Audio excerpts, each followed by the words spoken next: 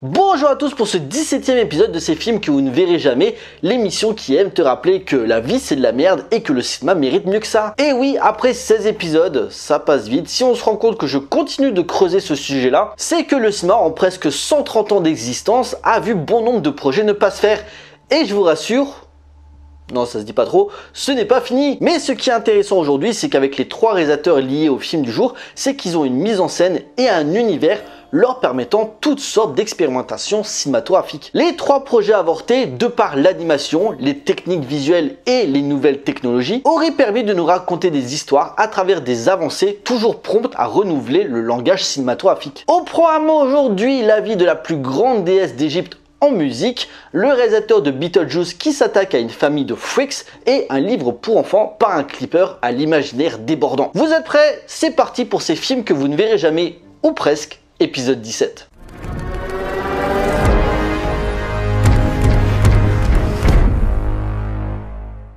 Numéro 1, Cléopâtre 3D par Steven Soderbergh. Dès son premier long métrage, Sexe, mensonges et vidéos, qui remporta en 1989 la Palme d'Or, Steven Soderbergh a toujours voulu repousser les limites du cinéma traditionnel. Du remake de l'Inconnu de Las Vegas avec la trilogie Oceans, en passant par l'expérimental Bubble filmé en haute def, voire Paranoia tourné avec un iPhone, ne soyez pas étonnés que le réalisateur américain ait voulu s'essayer à la 3D en racontant la vie de la reine d'Égypte la plus connue du monde, Cléopâtre. Régnant sur l'Égypte de 51 à 30 avant Jésus-Christ, Cléopâtre VII est surtout connue pour avoir été la compagne de Jules César, puis de Marc-Antoine avec lesquels elle aura plusieurs enfants. Prenant part à l'opposition entre Marc-Antoine et Augustus jusqu'à sa défaite à la bataille d'Actium en 31 avant Jésus-Christ, permettant aux Romains de mener la conquête de l'Égypte. Son destin tragique ne fait qu'ajouter l'aura et le romanesque à sa vie, si bien qu'elle va inspirer l'art contemporain, que ce soit en comédie musicale, à l'opéra, en littérature ou à la télévision. Niveau cinéma, sa première apparition nous vient du génie Georges Méliès qui nous livrait une version de 2 minutes en 1889.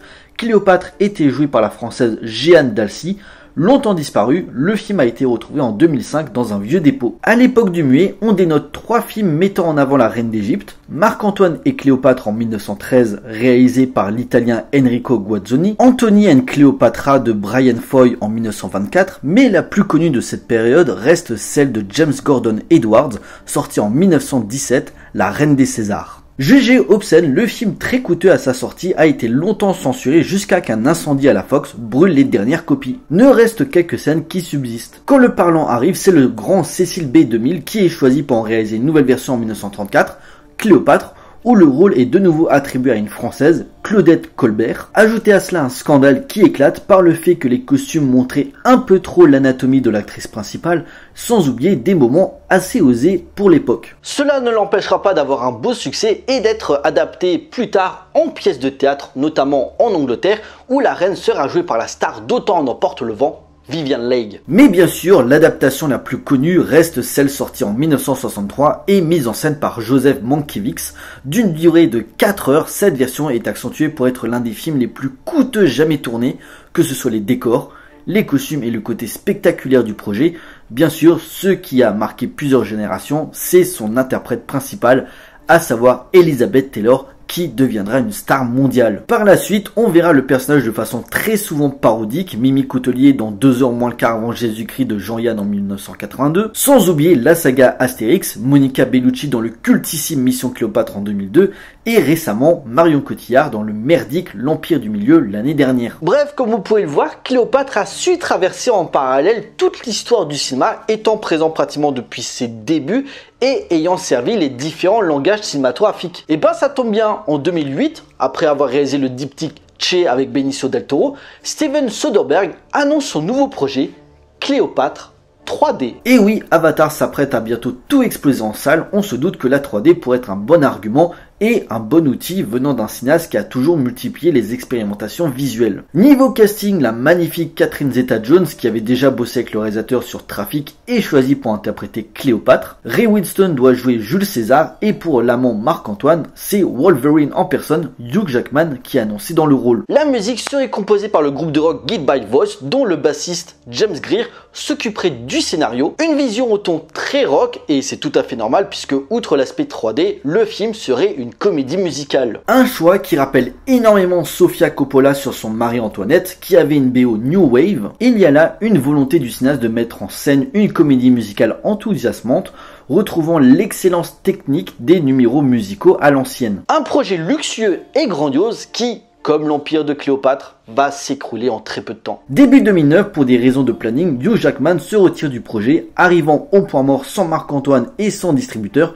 Cléopâtre 3D tombe à l'eau, ou dans un sarcophage si vous préférez, pour être rangé dans les vieux tiroirs hollywoodiens et ne plus en sortir, voire même momifié. Jusqu'à que vers 2012, Steven Soderbergh annonce que son Cléopâtre sera adapté non pas au cinéma, mais pour les planches de Broadway, Catherine Zeta-Jones y reprenant son rôle, sauf que depuis, plus de nouvelles. L'actrice et le cinéaste se retrouveront en 2013 pour Effets secondaires et Hugh Jackman retrouvera sa franchise X-Men.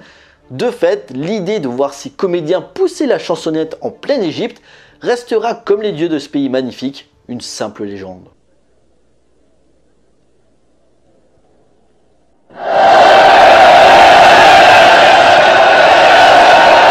Numéro 2, Geek Love par Tim Burton. Bon, pour celui-là, on va aller assez vite parce que très rapidement, le projet ne s'est pas concrétisé, même s'il avait du potentiel. Surtout qu'au moment de cette annonce, Tim Burton est au top de sa carrière après les cartons des 2 Batman et Édouard aux mains d'argent.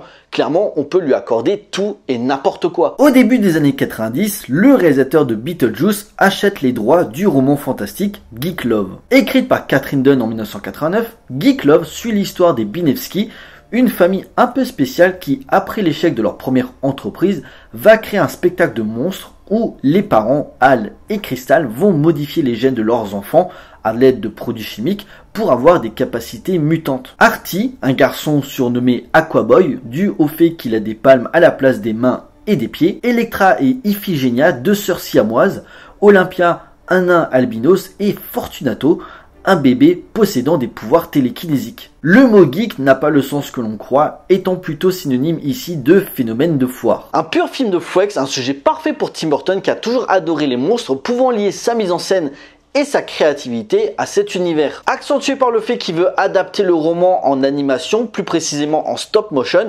technique qu'il utilisera plus tard avec Henry Selick dans L'étrange Noël de Monsieur Jack. Mais malgré l'acquisition des droits, Tim Burton va très vite délaisser Geek Love pour partir sur d'autres projets plus personnels comme notamment le biopic sur Ed Wood et Mars Attack. Pourquoi ce revirement? Le film aurait été jugé un peu trop terrifiant et pour Tim Burton qui a toujours mis en avant la mort comique de façon frontale, la tonalité n'aurait pas été la bonne. Après, on n'est pas à l'abri qu'une potentielle adaptation arrive dans les années à venir, Warner Bros ayant décidé d'acheter les droits indéfiniment, du coup, pas forcément avec Tim Burton à la barre, quoique récemment il a adapté le roman Miss Peregrine et les enfants particuliers avec des personnages similaires, on ne sait jamais. Depuis 20 ans, plusieurs noms ont circulé, les Wachowski étaient un moment intéressés, mais également Terry Gilliam jusqu'à il y a encore 10 ans. Il a très souvent essayé de relancer le projet avec à ses côtés Johnny Depp qui était intéressé pour interpréter le personnage de Aquaboy, mais bon, connaissant la carrière maudite du cinéaste, on peut aisément faire une croix dessus. The merchants of dark rainbows burst into the glowing, pulsating murk of the night.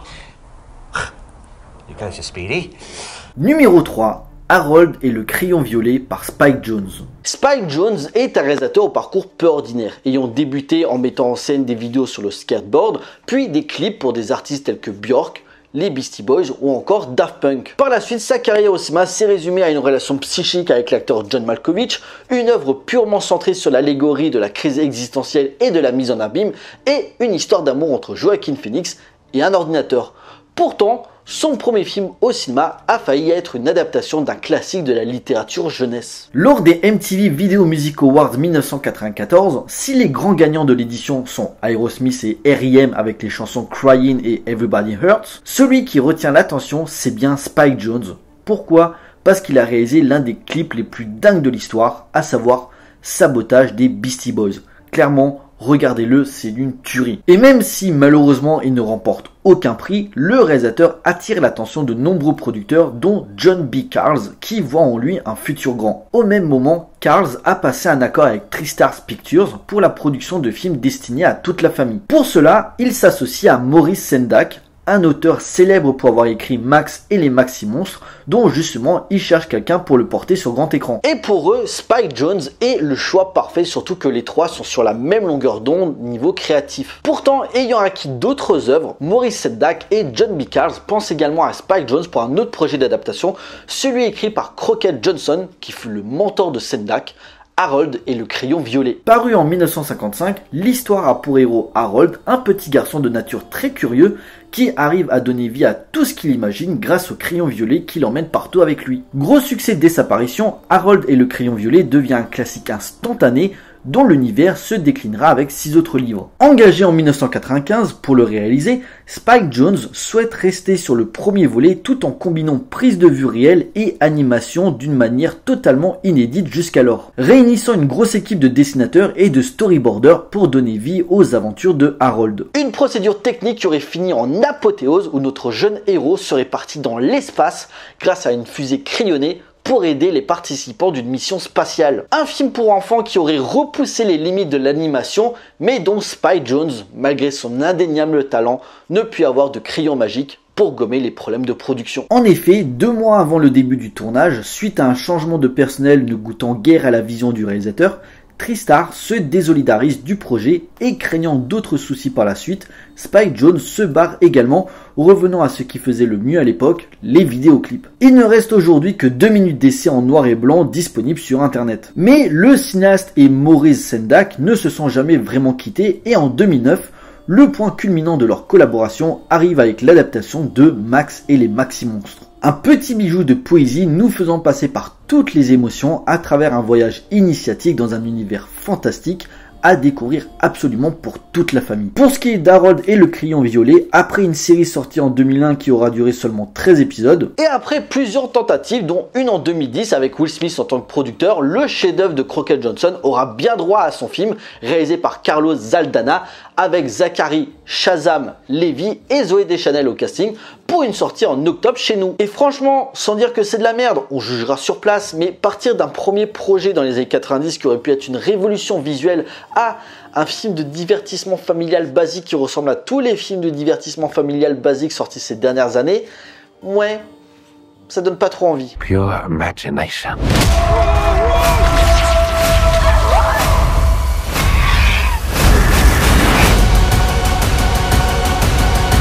Voilà, ce nouvel épisode de ces films que vous ne verrez jamais est à présent terminé. J'espère qu'il vous a plu. On like, on partage comme d'habitude. N'hésitez pas à me laisser des commentaires pour me dire ce que vous avez pensé de cette vidéo. Et surtout, n'hésitez pas à me dire lequel de ces 3 projets vous aurez le plus hypé. Pensez à me suivre sur les différents réseaux sociaux pour suivre l'actualité de la chaîne. Et surtout, abonnez-vous pour la soutenir. Pour nous, on se retrouve pour une prochaine vidéo. D'ici là, portez-vous bien. Allez voir des films. Ciao.